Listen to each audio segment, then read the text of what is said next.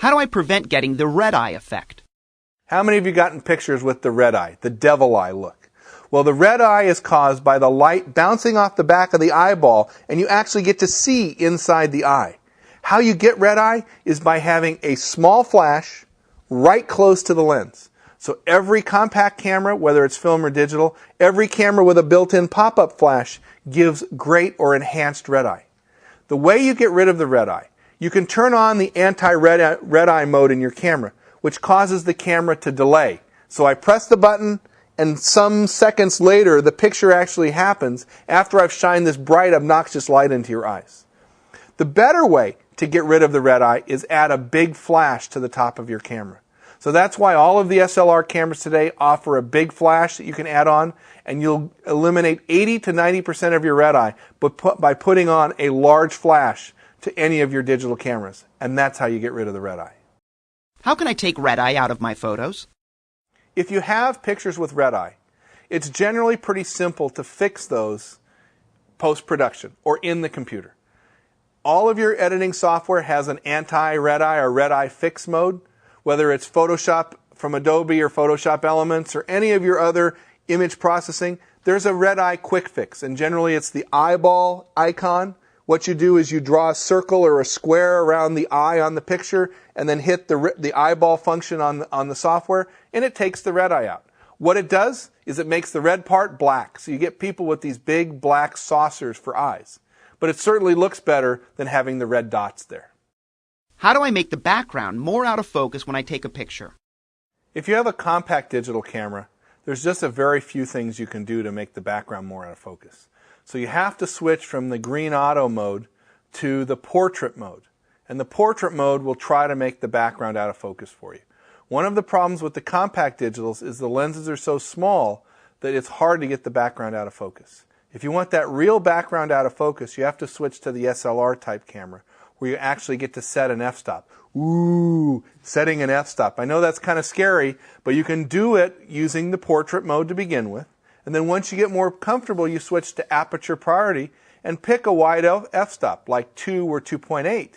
Then you space your subject quite a ways from the background. It'll be nicely out of focus. Remember, the rule of thumb in portrait photography is you want the subject at least as far from the background as the camera is to the subject. And that's how you get the background out of focus. How do I make the background more in focus when I take a picture? How do you get the picture more in focus? On a compact digital camera, you really don't have a lot of options except for choosing the landscape mode. And in the landscape mode, the camera's going to try to give you foreground and background focus. If you want more control over this, you need to have an SLR type camera. In the SLR type camera, you once again would switch from green auto to the landscape mode, where the camera's going to try to give you foreground and background focus. But if you're in an SLR camera, you can go to aperture priority mode, where you can set a narrow lens opening, f16, f22, where you would get foreground, the flowers, the middle ground, the river, the background, the mountains, all in focus by setting to a narrow aperture with wide depth of field. How do I get the right exposure with my digital camera? Exposure is the question I get asked the most. How do you get the right exposure? It's hard unless you know something about photography. If you leave your camera in the green automatic mode, there's not a lot you can do to affect the exposure. If you want to get more into photography, you're going to choose the light meter mode. The light meter mode on our camera allows us to shoot either in matrix or spot or average metering. You're going to flip between matrix and spot metering to light meter properly. It's hard in 30 seconds to tell you how to get the right exposure, because I teach classes where we're 2 hours and that's not enough, and we do 6 2-hour lessons and that's not enough. And you go on and on and on about how to get the right exposure. The bottom line is, with your camera, shoot so the subject fills the frame. And more often than not, you're going to be happy with the exposure. How do I make my digital camera's batteries last longer? That's a hard question, because realistically, the battery you have in your camera lasts as long as it's going to last. Yes, you can turn the LCD off. Yes, you can use the flash less. Yes, you can zoom in and out less. Yes, you can review the pictures less on the back. My answer to that question is, though, always have an extra battery, always have an extra battery charged, and be ready. So battery power is not an issue. I don't want to compromise my picture taking and my style of photography because I'm out of a dumb battery. Come on, Get a life, guys. Get an extra battery, get it charged up, and be ready to go so you can take as many pictures as you want. If you're going to take hundreds and hundreds of pictures a day, it may take 3 or 4 batteries to get through the day. Batteries are cheap, 40, 50 bucks. You're going on this big vacation, buy an extra battery and get it charged. You're going to be happier in the long run. Can I use autofocus on my digital camera if my subject isn't in the center of the frame?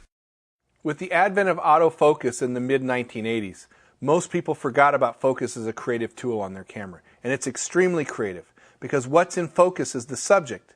What's out of focus is not a subject of the picture. Most of today's automatic focus cameras have what we call a multi-point focus.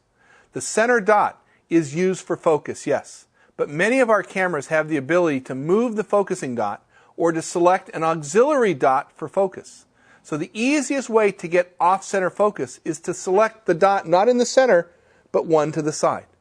If your camera doesn't have multi-point focus, it's very simple to get off-center focus.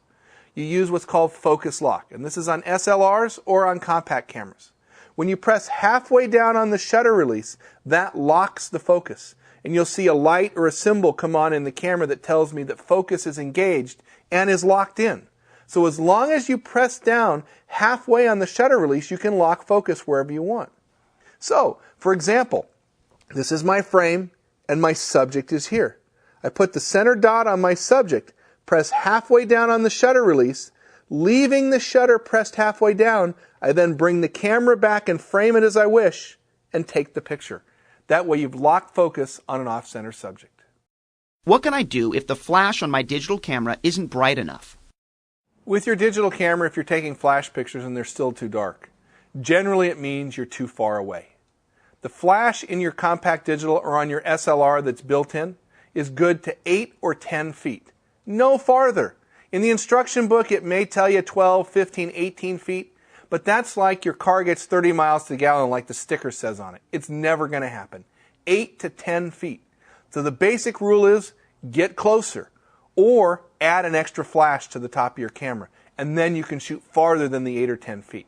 The hard part is your kids are in a play or a pageant or something where you have to be 15, 20, 30 feet away. The only way to get good flash pictures, add a flash to the top of the camera. What are some tips for shooting waterfalls with my digital camera? Waterfalls are a great subject to shoot. My first tip, don't get too close because you're going to get wet. But as a camera guy, I like that because you'll have to buy a new camera. As a photographer, I have to tell you, you have to decide, do I shoot a wide-angle lens to get the whole waterfall in, or do I take a telephoto and zoom in to just get a detail? One of the things you also need to do when shooting waterfalls is to vary the shutter speed. And whether you're going to do that in aperture priority or shutter priority mode, it doesn't matter, but you want to speed the shutter speed up to freeze the action, or you want to slow the shutter speed down to blur and get the waterfall all milky and kind of this feathery kind of artistic creative look. That's what you do with waterfalls to make them look great in film. Can I get good pictures if I shoot into the sun? Shooting into the sun is one of my favorite types of light. It's called backlight because everything gets this beautiful halo around it. Now, the exposure can be kind of tricky. You can use the sun and snow mode or the backlight mode in the camera, but what I like to do is use the spot metering mode and then light meter for the subject.